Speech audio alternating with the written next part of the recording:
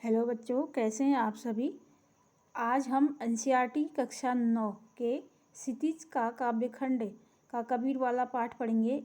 इस पाठ की वीडियो 2 पार्टों में बनी है। पहला पार्ट साखियों से है, दूसरा शब्द पद से है। आप लोग दोनों पार्ट ज़रूर देखिएगा, तभी आप लोग के समझ में आएगा। इसमें जो शब्द पद दिए हैं, आज हम इनके बारे में पढ़ेंगे। पहला पद इसमें है, मैं को कहाँ ढूंढे बंदे, मैं तो तेरे पास में, ना मैं देवल ना मैं मस्जिद, ना काबे कैलाश में, ना तो कौने क्रियाकर्म में, ना ही योग वैराग में, खोजी होय तो तुरंत मिले हूँ पल भर की तलाश में। कहे कबीर सुनो भाई साधो, सब श्वासों की श्वास में। इस पद में कबीरदास जी ने निर्गुण ब्रह्मा की उपासना के माध्यम से मनुष्य को बताया है। देखते हैं पद में जो है कबीरदास जी ने निर्गुण भगवान के रूप में स्वयं मनुष्य को संबोधित करते हुए बताया है कि हे मनुष्य, अरे मनुष्य, तू मुझे जहाँ तहाँ ढूंढता फिरता है, मैं को कहाँ ढूंढे बंदे, मुझे जो है यहाँ वहाँ अलग अलग जगहों पर ढूंढता फिरता है। मैं जो हूँ तेरे पास में हूँ, मैं तो तेरे पास में, मैं तो तेरे पास में ही हूँ, जबकि मैं तेरे पास में हूँ। ना मैं देवल ना मैं मस्जिद, ना तो मैं किसी देवल में हूँ। देवल मतलब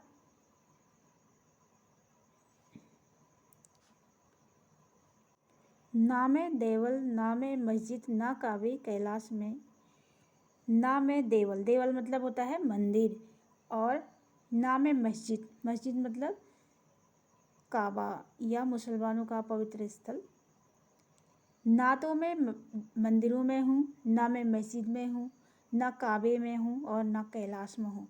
काबा मतलब काबा जो मुसलमानों का पवित्र तीर्थ स्थल होता है, और कैलाश पर्वत जो है हिंदुओं का जो है पवित्र स्थल माना जाता है।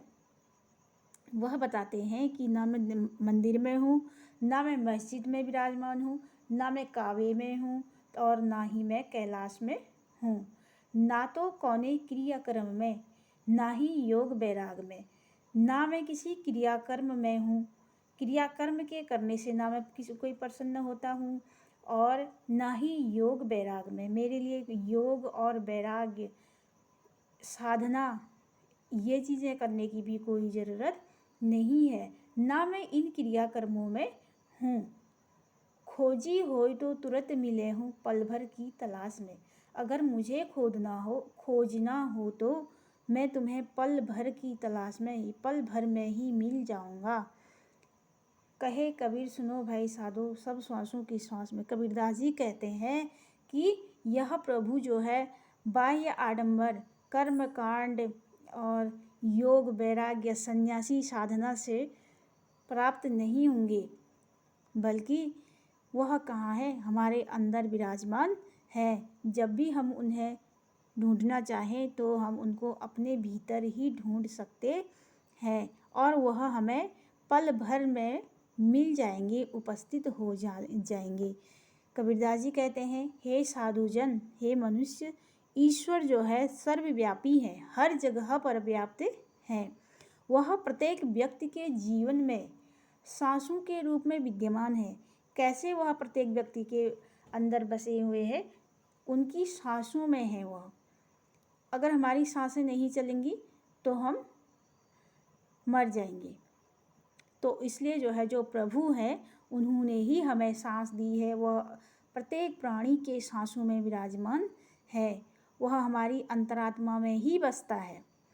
इसलिए यदि तुम ईश्वर को खोजना चाहते हो तो उसे अपने भीतर ही खोजो। ईश्वर को बाहर खोजना व्यर्थ है, मूर्खता है। इस पद में कबीरदास जी ने बाह्य आडंबरों का विरोध किया हुआ है। अगला पद इन्होंने दिया है, संतो भाई आई ज्ञान की आधी रे, भ्रम की टाटी सबे उड़ानी, माया रहे न बाधी। हिति चित्त की द्वैथुनी गिरानी, मोह बलिंडा टूटा, तृष्णा छानी पड़ी घर ऊपरी, कुबधि का भांडा फूटा। जोग जुगति करी संतो बाधी, निरचु चुवे न पाणी, कूड़ कपट काया का निष्का, हरि की गति जब जानी। आधी पीछे जो जल बूढ़ा, प्रेम हरि जन भीना, कहे कबीर भान के प्रकटे, उदित भया तम खीना। यहाँ पर जो है कबीरदास जी ने संतों के बारे में बताया है। कबीरदास जी ज्ञान के महत्व को प्रतिपादित करते हुए कहते हैं कि हे साधुजन, हे मनुष्यों, हे भाइयों, ज्ञान रूपी आंधी आ चुकी है। यह जो है अब ज्ञान रूपी आंधी आ चुकी है। कैसे? लोगों का भ्रम, जो हमारे अंदर, मनुष्य के अंदर जो भ्रम है, उसे जो है अब नष्ट हो जाना चाहिए। सांसारिक माया मोह इस आंधी में नष्ट हो गया है। मोह माया के जल में फंसे मन और हृदय के स्तंभ गिर चुके हैं। मोह बलिंदा टूटा, मतलब जो बलिंदा, जो उन्होंने एक सहायता के लिए जो एक डंडा जो है लगाया था, बलिंदा उसे बोला जाता है, तो वह अब टूट गया है, वह नष्ट हो गया है। अब ज्ञान रूपी आंधी आ चुकी है। अब हमें किसी सहारे की ज़रूरत नहीं है। मन और हृदय के स्तंभ गिर चुके हैं। मोह रूपी बल्ली जो है, जो हमारे संसार की तरफ को माया मोह है, वह उसका बल्ली अब टूट चुका है, उसका जो सहारा है वह टूट चुका है। जिस पर भ्रम रूपी छप्पर टिका हुआ है, जहाँ हमने क्या बना रखा है, जो छत है वह एक भ्रम रूपी है, जो अब वह टूट चुका है, वह टूट चुका है। तृष्णा रूपी छप्पर, जो हमारे मन में इच्छाएं होती हैं, तृष्णाएं होती हैं, वह भी अब टूट चुका है। जो शरीर रूपी घर के ऊपर पड़ा हुआ है, जो हमारी इच्छाएं अनेक, हम अच्छा करेंगे या ऐसा करेंगे, बहुत ज़्यादा मनुष्य के अंदर इच्छाएं होती हैं, वह भी सब टूट चुकी हैं। वह भी इस ज्ञान की आंधी में उड़ गया है। ज्ञान की आंधी के संपर्क में अज्ञानता का भेद खुल गया है। वह अब ज्ञान की आंधी के सम्मुख टिक नहीं पा रहा है। संतों ने योग साधना से उस छप्पर को पुनः बांधने का प्रयास किया कि दोबारा से उस प्रेम रूपी, उस माया मोह रूपी जो छत थी, उसको बांधे। लेकिन यह भ्रम रहित छप्पर ऐसा है जिससे एक बूंद भी पानी नहीं टपक सकता है। यह जो है माया मोह सब क्या है, यह एक भ्रम है। शरीर से कूड़ा या गंदगी रूपी कपट या बुराई तक निकल गई है। अब हमें जो अज्ञानता रूपी जो हमारे अंदर गंदगी थी, वह सब नष्ट हो गई है। अब ज्ञान रूपी आंधी के आने से हमारे शरीर में जो गंदगी थी, वह सब समाप्त हो गई है।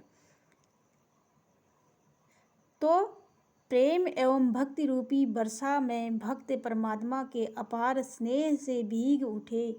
भक्ति के रस में डूबने के पश्चात जब ज्ञान रूपी सूर्य उदय हुआ है, तो अज्ञान रूपी अंधकार कहीं टिक नहीं सका। अर्थात ज्ञान की प्राप्ति के पश्चात संपूर्ण भ्रम, संपूर्ण जो हमारे मन में जो गंदगी थी सांसारिक माया मोह की, वह जो है एकदम से टूट चुका है और हम उससे मुक्त होकर परमात्मा में लीन हो गए हैं। यहाँ पर जो है कबीरदास जी ने आत्मा और परमात्मा के बारे में बताया है। तो बच्चों, यह कबीरदास वाला पाठ आपका कंप्लीट हुआ है। आप लोगों को यह वीडियो कैसी लगी आप ज़रूर बताइए, और इसके क्वेश्चन आंसर मैं आपके डिस्क्रिप्शन बॉक्स में डाल दूँगी, आप वहाँ से देख लीजिए और अपने नोटबुक में नोट करिएगा। और इस वीडियो को लाइक करें, सब्सक्राइब करें चैनल को, और शेयर भी करें अपने दोस्तों के साथ। ज़्यादा से ज़्यादा सभी लोग पढ़ें। थैंक यू, धन्यवाद।